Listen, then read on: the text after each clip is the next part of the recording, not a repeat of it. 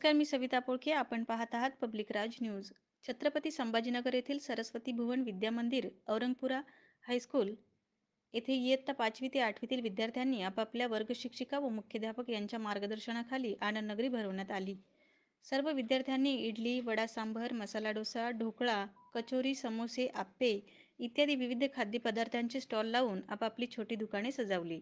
या आनंद नगरीमध्ये शिक्षकांनी नव्हे तर विद्यार्थ्यांनी देखील विविध स्टॉलमधील खाद्यपदार्थ खाऊन आनंद नगरीचा आनंद लुटला.